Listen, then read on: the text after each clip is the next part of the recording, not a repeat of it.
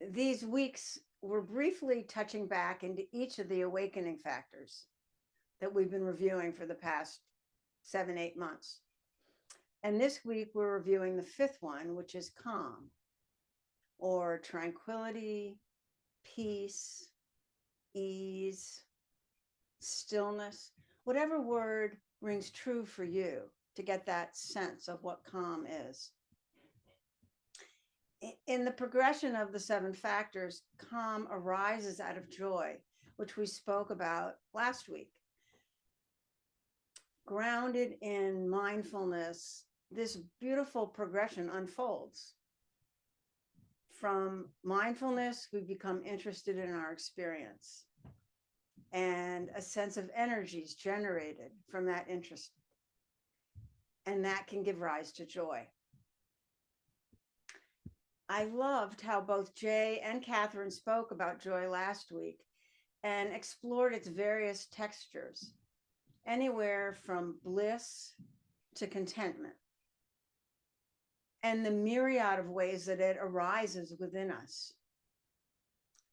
When we feel joy, with the mind engaged, the heart spacious and full, calm arises. It's almost like an audible ah. A calm mind and body is healing in and of itself.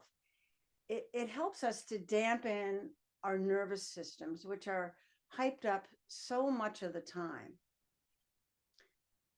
Accessing a sense of calm lets the energy in our system smooth out and just dissipate a little bit. Calm is also forward leaning in our practice. It gradually moves us towards states of more concentration and equanimity so that we can more clearly see and understand the true nature of things. And calm is a gift. It's a gift to ourselves and also to those around us. Our ability to be peaceful and still creates a spaciousness inside us and a space for others that can feel like safety. It can be a haven in the midst of all of the unrest of the world. I think it's quite a wonder that we can generate this pleasant feeling, not by needing something to happen to us or around us or getting something special, but we can generate it internally. We can create a deeper happiness within us. And I really like to reflect on that. The fact that I have the ability and the capacity to create this sense of happiness for myself. And sometimes when my life feels out of control, like it's feeling a lot these days, and the world around me feels crazy, it's hard to believe. Calm feels pretty far off. I've been feeling this way a lot over these recent days. And as I talk to friends and to some of you too, I think many of us are feeling the same. So much is happening in our lives and in the world around us. And it's all happening so quickly that for myself, I find myself entangled and agitated more often than not. So when I sit down to practice, I struggle to find balance. My mind is so busy and it's flitting from one thought to another. My heart feels tight and constricted. So my entire practice becomes mostly about settling, just settling. And it's about patience and friendliness towards my racing mind. And I know this is appropriate practice for what's happening in the moment. But as I try to evoke the awakening factors, to practice with them, mindfulness itself isn't very steady. and calm can be really elusive. So, in the spirit of experimenting and strengthening my practice, I'm playing with new ways to support myself in these challenging times. Everyone who comes here to the daily sit knows that as we practice together, we begin our meditation by bringing attention to our bodies, and we ask, what do they need in order to be comfortable? And so we stretch, we loosen tensions in our muscles, and we use pillows to help support our knees and backs and shoulders. So it just came to me, how can I support my mind and my nervous system in the same way in order that it too can be as comfortable as possible? And it's been a great exploration.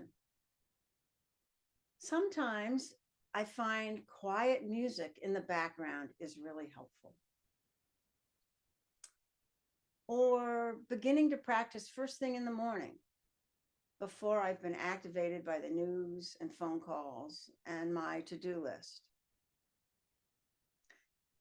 But what I've found to be most supportive, and this will not be a surprise to those of you that know me, is taking my practice outside into nature.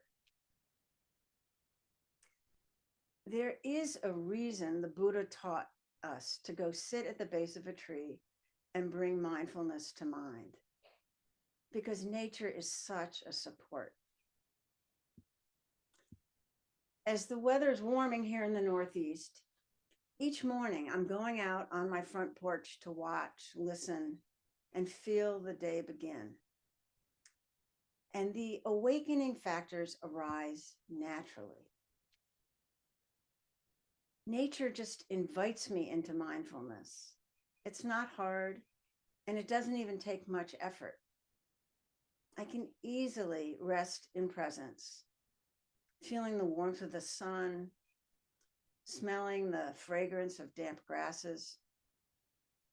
Even just a small breeze against my face is the gentlest reminder to return to presence, like a mindfulness bell. And I'm interested. Frequently, I listen to Merlin, the app that can identify birds by their calls, and it is so much fun. I can see what birds are here with me today, which warblers are moving through on their migration north. It's so engaging, and it provides some energy to me. So generally, what I do is I listen to Merlin for a bit and feel that joy and that energy. And then I put the app down and I turn my attention inward, listening to the myriad of sounds. There are so many bird calls. There's the truck in the distance, the wind passing through the just emerging leaves. It's like a symphony. And I can feel this growing sense of aliveness, which I just let wash over me. And my heart lightens with the joy of the moment. It's so simple in one way, but it's also so important. Here I am in the middle of a world of life that I'm not trying to control, that I'm not inserting any sense of self into. It's not about me, but I am a part of it. And I feel like I'm surrounded by calm. And it begins to both permeate me and arise within me. It's pretty easy at this point to let my attention come inward to my breath or my body, to let the bird songs kind of move into the background and focus on what's unfolding. Concentration and then equanimity just feel a bit more accessible. So there it is, the whole progression of the awakening factors emerging naturally and easily. So during these times of practice on the porch, I can feel a sense of being held and supported by the natural world around me. And the experience reassures me that it is possible to find calm in the midst of the world, not just by escaping it. Some of you may have heard of Ajahn Chah, who was a beloved forest monk in Thailand, who died in 1991. And he spoke about the gift of calm, or stillness as he names it, in his book, A Still Forest Pool. And he says, try to be mindful and let things take their natural course. Then your mind will become still in any surroundings, like a clear forest pool. All kinds of wonderful, rare animals will come to drink at the pool, and you will clearly see the nature of all things. You'll see many strange and wonderful things come and go, but you will be still. This is the happiness of the Buddha. So, in that spirit, here's a strange and wonderful thing that happened to me one day on my porch that I think was the result of the stillness that I was feeling. I was sitting quietly meditating, and I heard a flittering nearby. And the next thing I experienced was this light weight at the back of my head, where a small bird had landed and began to pick at my scalp. I stayed still until the bird flew off into the trees. And it happened a few times over a number of days. So my husband was actually able to take a video of the tufted titmouse. I think the bird was attracted to my gray hair for his nest. So, not to anthropomorphize too much, but I just have the sense that that bird could feel my calm, or at least the absence of agitation, and it felt safe. I know this is a far cry from finding calm in the midst of the news cycle these days, but it is a start. And we often say, start where it's easy and use what's supportive. Being in nature is that. It can help us to access calm within us so that slowly we may learn to be better able to hold this world, which so deeply needs a calm presence. So thank you all. And let's transition to our time of practice. And as we do, bringing attention to our bodies and asking ourselves, what does my body need to bring more comfort? How can I support myself?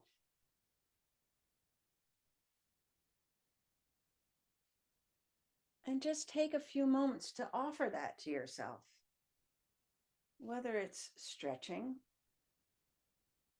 or maybe shaking or energizing. Maybe it's getting some pillows that feel good behind your back.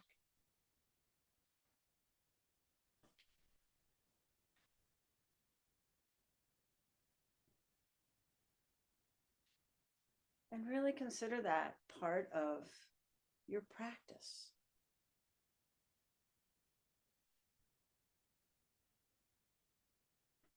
And in your own time, as that feels complete, bring yourself into a posture of relative stillness.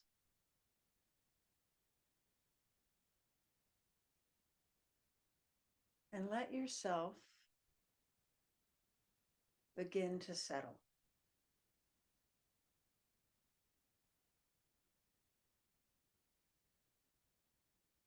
First, letting the body itself settle.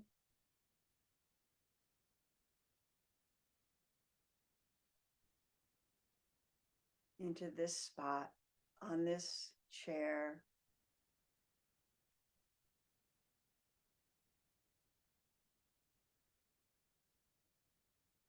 Perhaps inviting your shoulders also to settle. Maybe your jaw to loosen and let go a bit.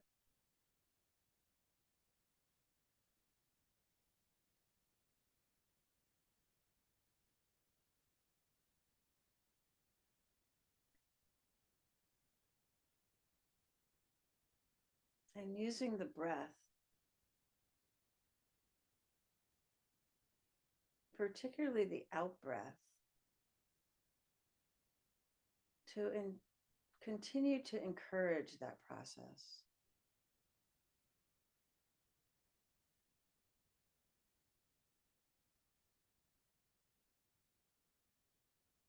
Noticing that with each out breath, there's a sense of letting go.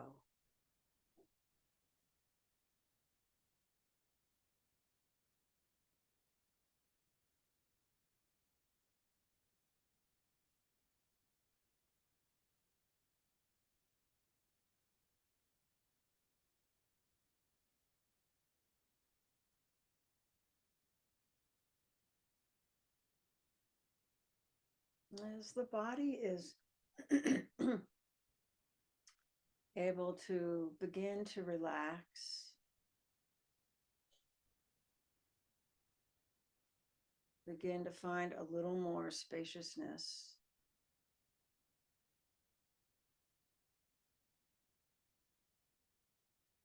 It's a bit easier to invite the mind to do the same.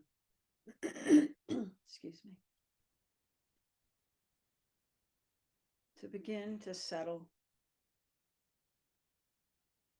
on what is happening in your experience right now.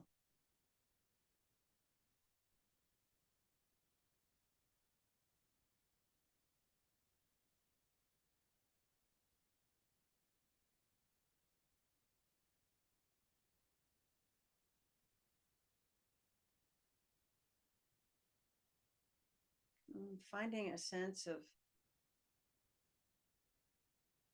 allowing, accepting, and ease in whatever your experience is.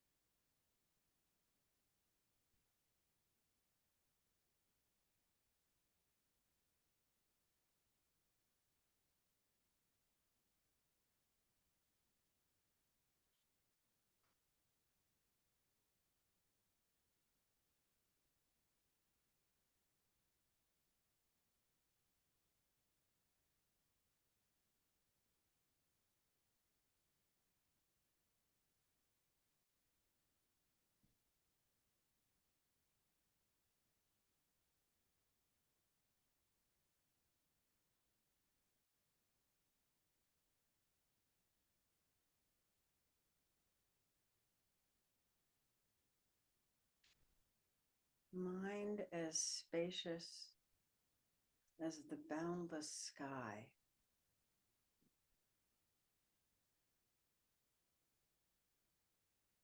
Thoughts passing through, just like clouds on the wind.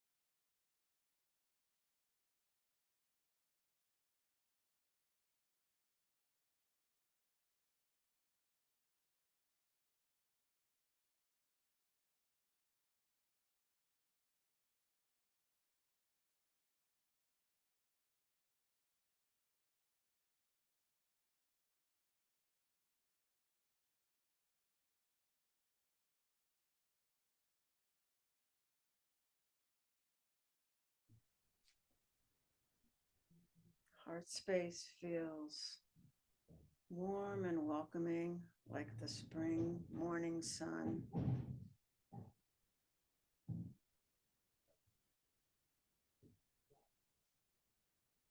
And the body rests steady and still, like a mountain.